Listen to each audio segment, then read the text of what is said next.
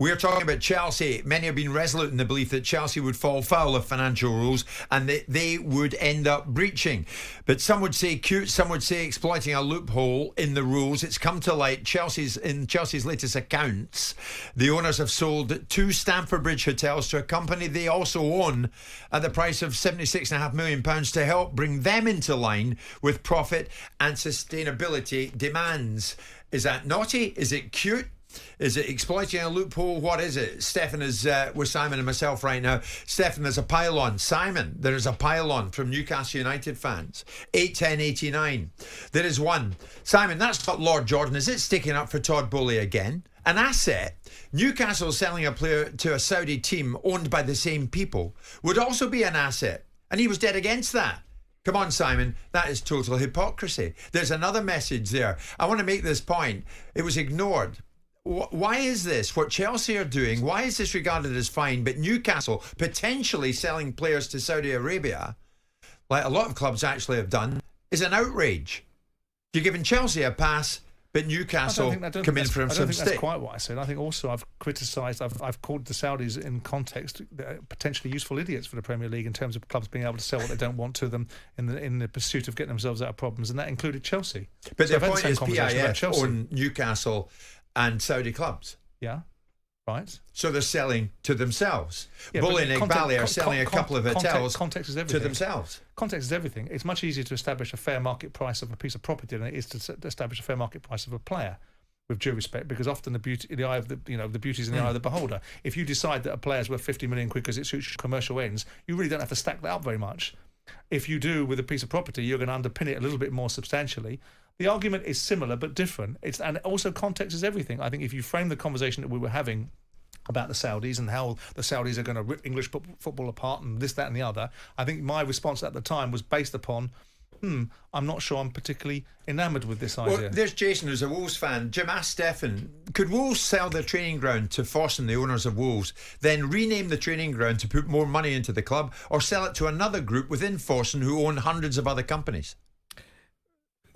Well, first of all, people have been selling stadia and training grounds for quite some time. I mean, the EFL changed the rules, I think it was in 2021, to stop it after Sheffield Wednesday. Yeah. So it's been done before. I mean, this is not new. The problem that Wolves would have, of course, is that they're not in prime central London. You know, Chelsea have had the benefit of many years of property value increase in Chelsea. It's not comparable in Wolves. Wolves' training ground is probably worth very little in addition to what it was when they purchased it, and therefore they won't have the profit that Chelsea have. Chelsea's inherent position, geographical positioning, is very fortunate for them. It means that property has gone up. If Wolves had a couple of hotels, could the owners sell those 2 hotels that they own to themselves to get round FFP? Well, if Newcastle were in the same position with a couple of hotels up in the northeast, could they sell them to in other words, it's not against the rules?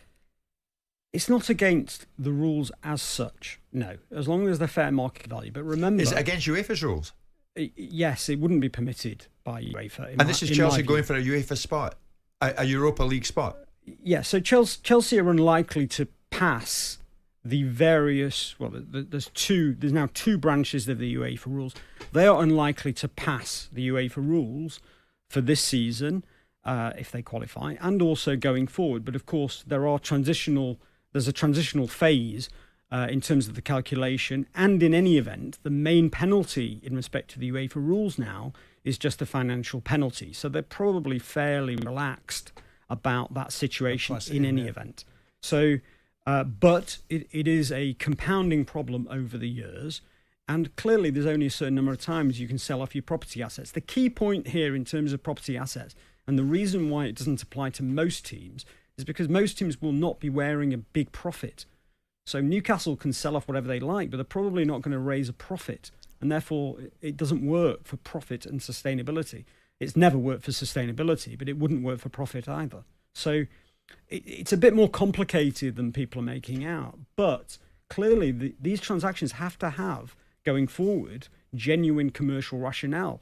And where you've got a situation where the counterparty in this situation are 3 of the main board directors of Chelsea, they're going to have a problem justifying that there's been a proper arm's length negotiation, because Bowley, Egbali and Goldstein are the three directors of the property company, and each of them sit on the board of Chelsea Holdings. And of course, one of them is the chairman. So they're going to have challenges, even if it's approved for 22-23 in 23-24, and even if it was allowed by UEFA. But on the balance of probability, they'll have their ducks in a row. They will be able to suggest that they can find the substantiation of market value. If they own a property business, they understand this sort of real estate, they will have their ducks in a row. Yeah, and Goldstein is a property professional and a lawyer. That's my point. Absolutely. But there's a slight wrinkle there, isn't there? They haven't managed to do it in 9 months in a transaction that should have been proved within 10 days. And I think we can probably guess why. Because it's the fix that they found for the problem that they've had.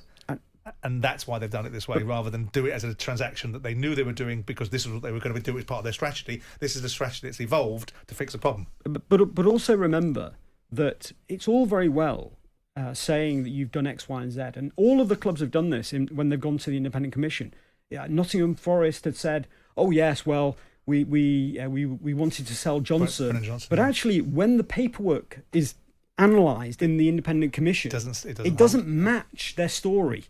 Right, so we're going to have, if this is assessed by an independent commission at some point in the future, Chelsea are going to have to show their board minutes in the run-up to the end of June 2023.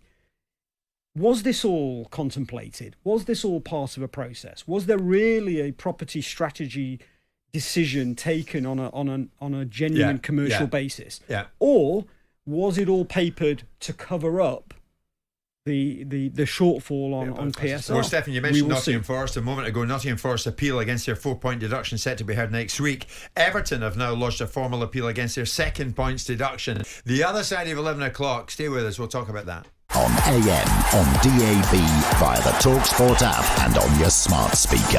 talkSPORT.